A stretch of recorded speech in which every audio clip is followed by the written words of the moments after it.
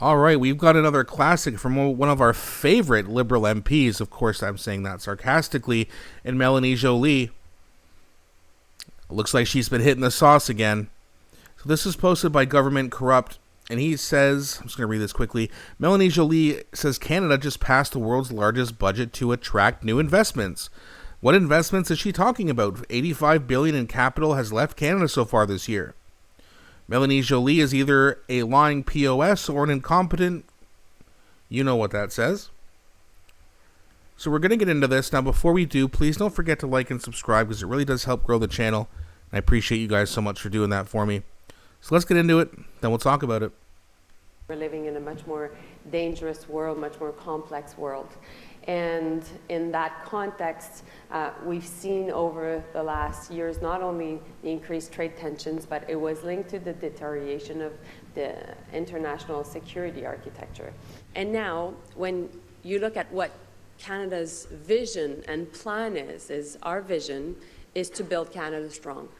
We believe that there are lots of things we cannot control in the world right now, but there are a lot of things that we can control. And meanwhile, our plan is to protect, create, attract. Protect jobs that are affected by tariffs, create jobs because we will have a new defense industrial strategy, and of course attract talent and attract investments. And we just announced that we would have one of the biggest budget in the world to attract 1,000 new researchers, while other countries are taking a toll against academic freedom and cutting science. We will double down on science and we'll double down on research. Oh, there she goes with her hands again. Look at how glazed her eyes are. I should zoom in. But I mean, she's either just finished crying or she's had a few whiskeys, if you know what I mean. So I just want to touch on a couple things she said there. So she said at the beginning that we're in a more dangerous world now. Dangerous as in, you mean like violent crime has spiked? Oh. Well, who's been in charge for the last 10 years, passing policy that allowed the crime to spike? Oh, are we in a much more dangerous world now? Yeah, thanks for that, Melanie. You drunken fool. Then, of course, they go to the Canada Strong, a nice slogan. Remember when the Liberals said they hated pierrepoilievre so much, and one of the reasons is because all he has is 2-word and 3-word slogans. The Liberals have nothing but slogans. Canada Strong, elbows up. Like, what are we talking about here?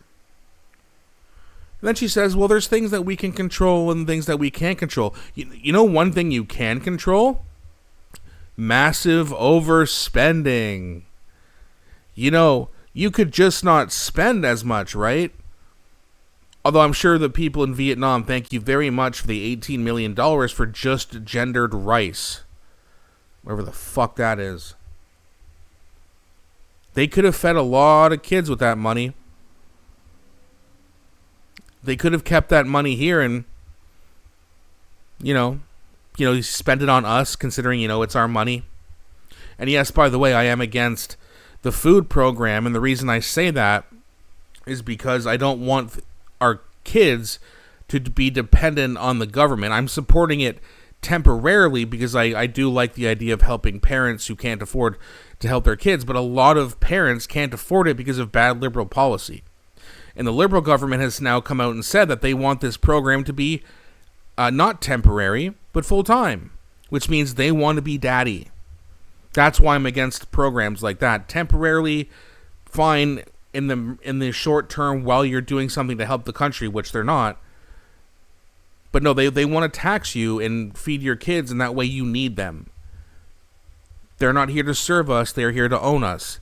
And if they have the control over whether your kids get fed or not, it's not a good precedent to set. Just wanted to clear that up because I know people, oh, you're such a hypocrite. You want the government to feed kids. I'm okay with it temporarily. Well, you do something to make sure that parents can afford to feed them themselves because that's their job. And then she goes on to say, we want to attract investment and talent. Okay. Why would I invest in a country that is in free fall when their economy sucks and their job market sucks?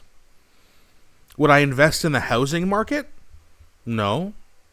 You don't buy high and sell low. You do the opposite. Where can you buy cheap property in this country that's worth anything? Nowhere. If there is, please let me know in the comments section. If I was rich, I wouldn't invest in any department in this country. I would be taking any money that I had in Canada out. So you're not going to attract investments. And again, talent. Okay, great. So they can come here, start their businesses, or maybe they're a really good doctor, whatever talent they have, and they can make a good career. And then, you're going to take 50% in tax or 40%, depending on how much they make. How are you going to attract investment and talent with that? Melanie, you got to stay off the wine or the whiskey or the vodka or maybe she's having a few pops every day before she has her meetings. But I mean, it's absolutely ridiculous. There's no way this lady is sober saying all these things. There's no way. But either way, I'm going to leave it at that. Let me know what you think in the comment sections. And again, please don't forget to like and subscribe. Really helps grow the channel. Take care, and I'll be back shortly with a new one.